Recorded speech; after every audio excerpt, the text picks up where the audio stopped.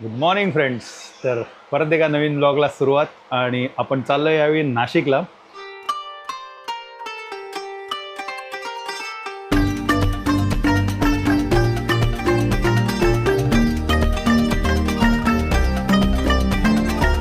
आहे माझ्यावर माझी पूर्ण फॅमिली, बच्चा कंपनी आहे सगळी. तुमचं काय वक्तव्य? साला ये दुख काय खत्म नहीं होता बे. यांच्याकडे बोलायला काय नसतं, फक्त माझ्याशी भांडायला यांच्याकडे सगळ्या गोष्टी असतात, सगळे मुद्दे असतात, सगळ्या गोष्टी असतात. मला बिग बॉसची उदाहरणं देत राहतात. पण चला नाशिकला जाऊया. तर यावेळी आपली ट्रिप होणार आहे इकोमधनं आणि आपल्या इकोने आपण जाणार आहोत नाशिककडे. पाहणार आहोत काय काय आहे त्याच्यामध्ये. आपली गाडी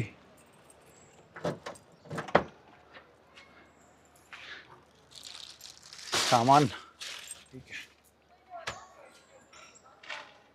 चला गाडी द्या.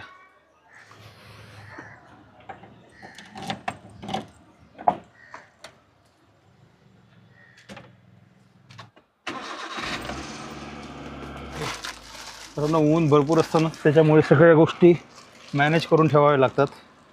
कारण समोरून ऊन भरपूर येतं आणि त्याच्यामुळे ना गाडीमध्ये हीट सॉलिड निर्माण होते. त्यामुळे हा जो मी पेपर घेतला होता हा खूप फायद्याचा सौदा राहिला माझ्यासाठी. गाडी थंड असते बऱ्यापैकी आणि असं फोल्ड करून हे मस्त छोटंसं होतं.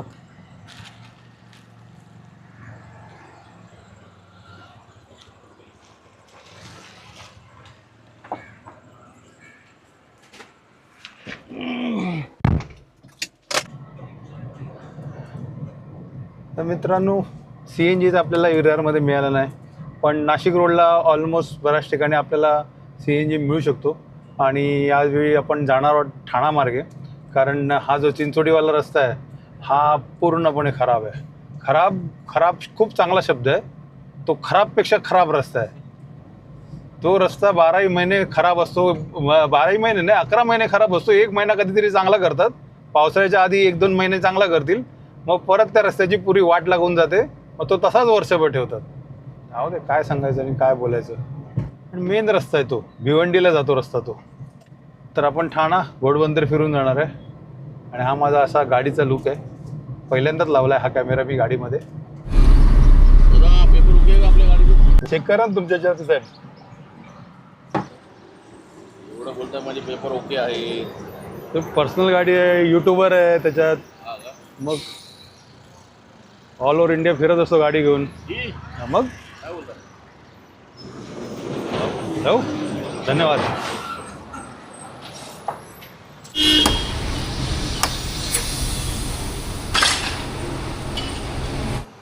CNG break. आणि या CNG मध्ये आपलं किती टँक भरणार आहे माहिती नाही, पण फुल टँक आता खाली झाली टँक पूर्ण. ऑलमोस्ट 8 किलोच्या वरती बसायला पाहिजे. पोचलोच आपण ठाण्याला. 8 किलो भरलं आहे पूर्ण. 715 रुपयाचा CNG आपण भरलेलं आहे 8 किलोच्या. आणि ट्रिप आता आपण 0 करूया.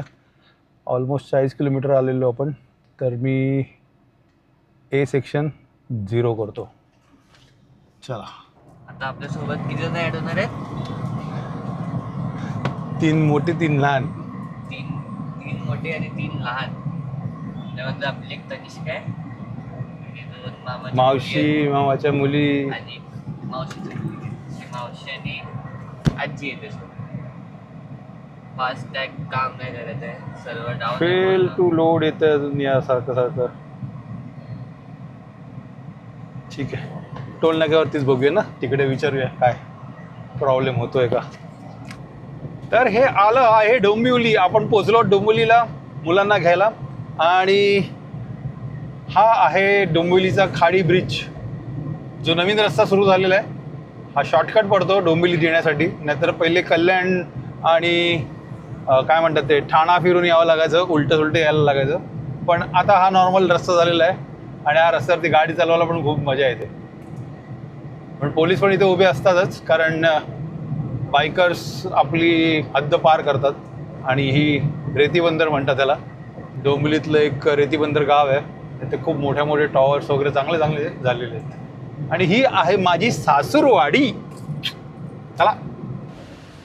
तर आपला पूर्ण कुटुंब आपल्याबरोबर आलेलं आहे. आता सगळी मुलं वगैरे गाडीत बसली आहे. त्यांना पिकअप केलं ते नाही केलं नाही. तनिष्का पाठीमागे. तनिष्का हाय कर आपल्या कॅमेऱ्यात ब्लॉगला. त्यांच्याबरोबर मस्त धमाल करणार आहोत आपण नाशिकला जाऊन. आणि बरंच काय काय करायचं आहे. काय करायचं ते माहिती नाही, पण जे करायचं ते तुम्हाला हळूहळू दाखवणार आहे. कारण ही ट्रॅफिक आता थोडी थोडी वाढत चालली आहे.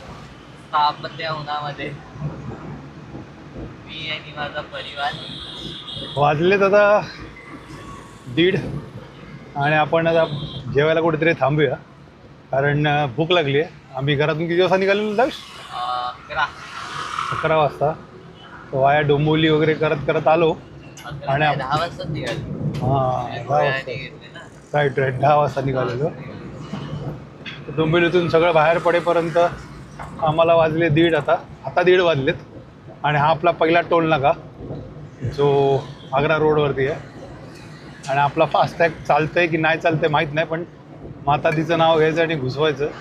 कारण बॅलन्स तर आहे टोलमध्ये, पण त्यात रिचार्ज होत नाही आहे माझं. बघूया काय होतं ते. 145 रुपीज टोल आहे. हा नाही रे, पुढचा टोल आहे. कट एवढं कट आहे. हा असा टोल आहे जिकडे आपले 145 रुपये कट होणार आहे. 145 फास्टॅग 235 रुपये.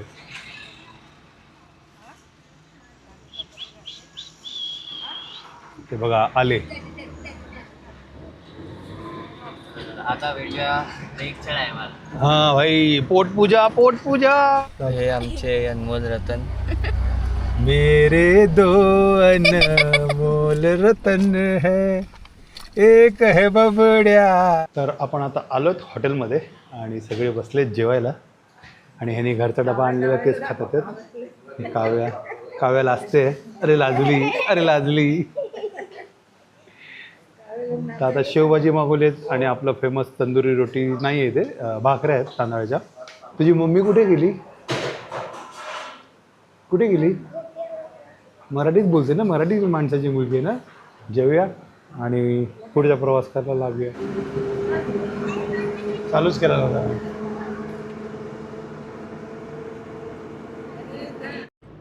कसाऱ्याला आता सुरुवात झालेली आहे, कसारा घाटाला.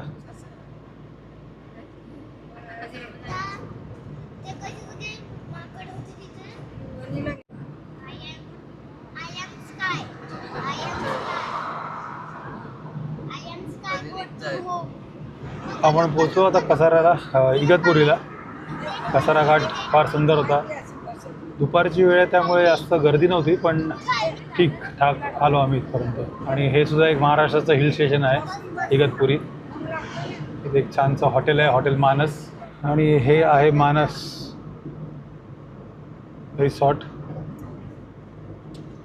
धामणा देवीचं मंदिर आहे. धामणा देवी मंदिर.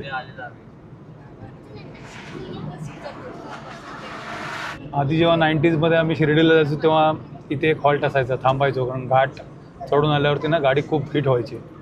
मग इथे एक ब्रेक घ्यायचो.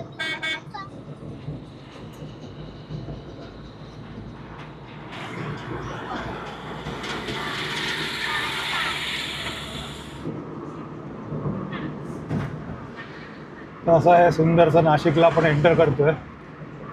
असं व्ह्यू आहे. असं हे आलं जैन मंदिर. ॲक्च्युली हे नवीनवालं मंदिर आहे आणि हे रोड लागतला आहे ते जुनं मंदिरचं एंट्रन्स आहे.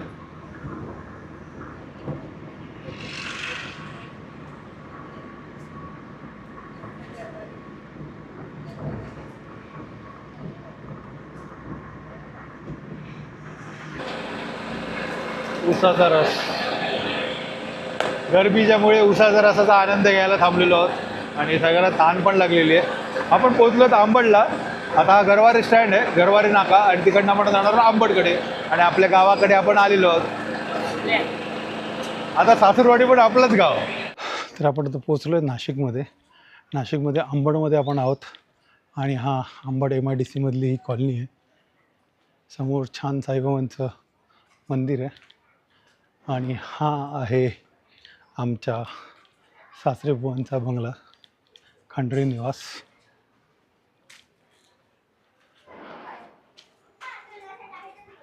सध्या काम चालू आहे वाटतं इथे. माझ्या दक्ष आजोबांचं घर.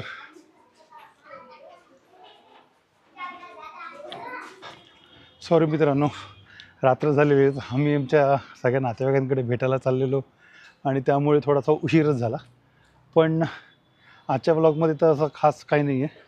मेन आहे गंगेवर जाणार होतो, पण गंगेवरती सगळं खणून ठेवलं आहे, त्याच्यामुळे तिथे काही चांगला सीन नाही आहे. त्या गावांमध्ये माझ्या मिसेसचे सगळे नातेवाईक इथे राहतात, त्यामुळे सगळ्यांच्या त्यांच्याकडे जाणं येणं चाललं आहे. ही आमच्या आत्याचं घर, त्यांच्या आता त्यांना भेटायला आलो आहे. तर चला सकाळी भेटू आता. The next day. Good morning मित्रांनो, गुड मॉर्निंग फ्रॉम नाशिक. आपण आहोत आता आंबड गावामध्ये. काल रात्री सगळ्या नातेवाईकांना वगैरे भेटलो वगैरे आणि नंतर घरी येऊन आम्ही जेवण वगैरे केलं आणि रिलॅक्स केला. तर आता सकाळी आपण निघतो आहे त्र्यंबकेश्वरला. त्र्यंबकेश्वरला मंदिरात नाही जाणार कारण गर्दी असणार आज. तर आज आहे 14 एप्रिल आणि आज आहे आंबेडकर जयंती. तर आज सुट्टीचा दिवस आहे, त्यामुळे तिकडे गर्दी असू शकते. पण आम्ही स्वामी समर्थांच्या मठात जाणार आहोत. आता नामस्मरण सप्ताह चालूच आहे, तर त्यासाठी स्वामी समर्थ मठामध्ये खूप छान मठ आहे आणि आपल्याला पण त्याचं दर्शन देणार आहे. तत्पूर्वी हे सगळे तयार होतात आहेत, सगळ्यांच्या आंघोळ्या वगैरे होत चालली आहेत लहान मुलांची. बघा आमच्या ह्या ट्रिपमध्ये मोठं कोण नाही. मी आहे, दक्ष आहे आणि पलक आहे जी माझ्या मेवणीची मुलगी आहे, आणि आई आणि आमच्या सासूबाई आहेत. दोन्ही सासूबाई आहेत आमच्या, काकी सासूबाई आणि सासूबाई. तर त्यांच्याबरोबर आपण मठात जाणार आहोत.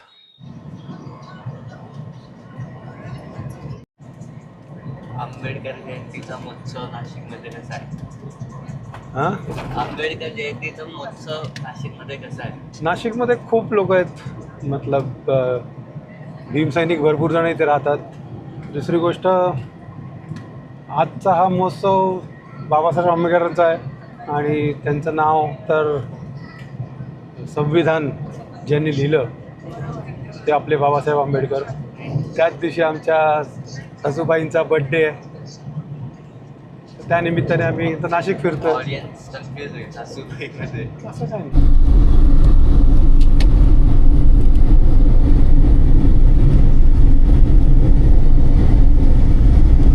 पालघर 150. अखिल भारतीय स्वामी समर्थ गुरुपीठ. दिसणार नाही. हां. आणि आता चालू आहेत स्वामी समर्थांची अखंड पाठ.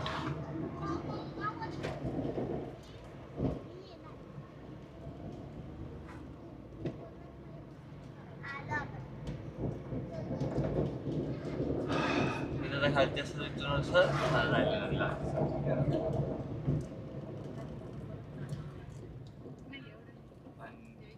सावली नवी.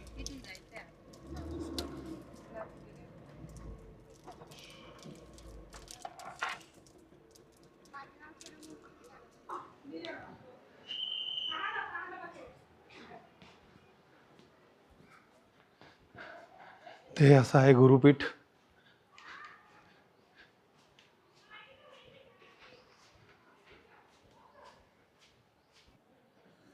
अखिल भारतीय श्री स्वामी समर्थ गुरुपीठ त्र्यंबकेश्वर. ते असं छान गुरुपीठाचे एंट्रन्स आहे.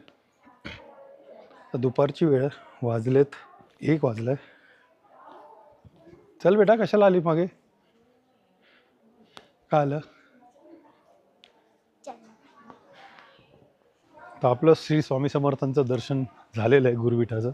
आणि ते जास्त शूटिंग करायला परमिशन देत नाही ते लोक, कारण का माहीत नाही, पण नाही म्हणतात. फोटोग्राफी व्हिडिओग्राफी नाही करायची. ठीक आहे, जशी त्यांची इच्छा. त्यामुळे आम्ही पण जास्त शूट केलं नाही. आपलं स्वामी समर्थांना प्रणाम केला, नमस्कार केला. आतमध्ये बरीचशी देवळं, छोटी छोटी देवांच्या मूर्त्या इथे आहेत. तर हा काही गुरुपीठाच्या जवळचा नजारा.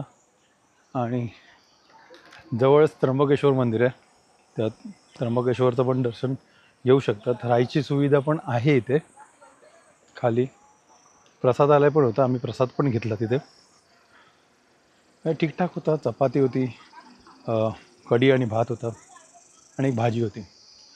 मुलं इथे आंघोळी करतात तलावामध्ये.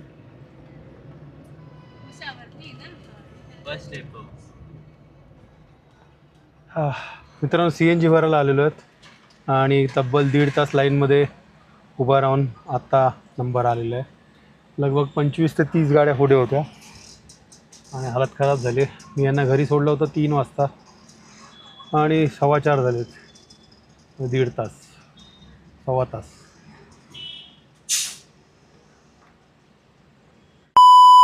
तर मित्रांनो, तुम्ही म्हणत असाल आत्ता CNG भरत होता आणि आता डायरेक्ट हा परत त्याच्या घरी कसा?